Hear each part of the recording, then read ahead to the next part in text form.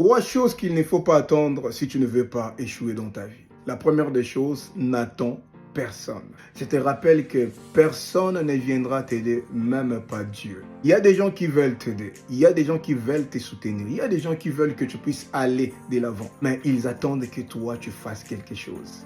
Même Dieu ne viendra pas t'aider si tu ne fais rien. Lorsque tu lis le livre de Genèse chapitre 2, les versets 4 à 5, je paraphrase. Lorsque Dieu créait l'univers, il n'y avait pas encore l'herbe des champs, parce que Dieu n'avait pas encore fait pleuvoir sur la terre, et parce qu'il n'y avait point d'homme pour cultiver les sols. Même Dieu attendait que l'homme soit là pour cultiver les sols, parce que Dieu ne cultive pas les sols. Apôtre Paul dit, moi je sème, Apollos arrose, c'est Dieu qui fait croître. Si toi tu ne sèmes rien, tu n'arroses rien, Dieu ne fera croître rien. Dieu veut que tu possèdes quelque chose. Dieu veut que tu fasses quelque chose parce que Dieu ne multiplie pas les néants.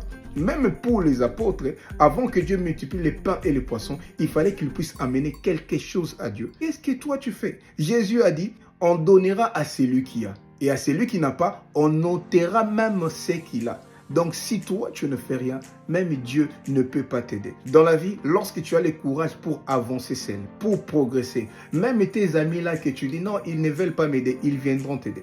Même ta famille là qui ne regarde pas ce que tu fais, quand tu commences à progresser, ils viendront te soutenir. Donc, on n'attend personne, progresse. S'il t'aide, Dieu merci. Si personne ne veut t'aider, toi, progresse. La deuxième des choses, il ne faut pas attendre les temps.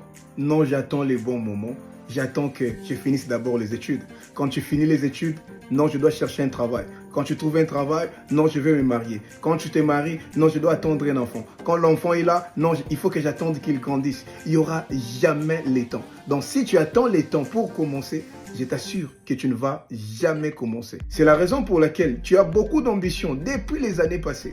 Et si jusqu'aujourd'hui tu n'as rien fait, c'est parce que tu attends les temps. Je te rassure qu'il n'y aura jamais les temps. Tu n'auras jamais les temps libres. Donc s'il faut que tu commences quelque chose, commence maintenant. N'attends pas les temps. Même la Bible dit, rachetons les temps. Troisièmement, il ne faut pas attendre que tu maîtrises tout avant de commencer.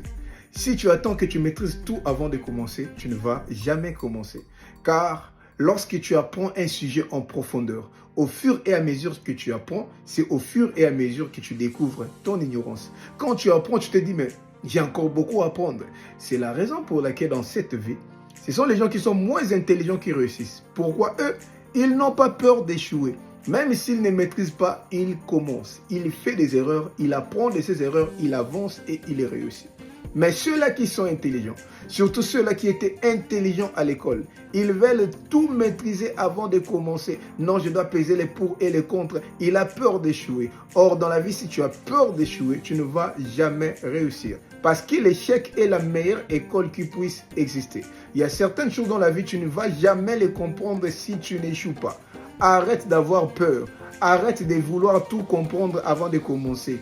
Commence. Sûrement, tu feras des erreurs. Oui, ces erreurs-là vont t'aider pour comprendre ce qui n'a pas marché, pour améliorer, enfin, de réussir. Que Dieu vous bénisse. On se voit le 15 novembre à 18h de Paris.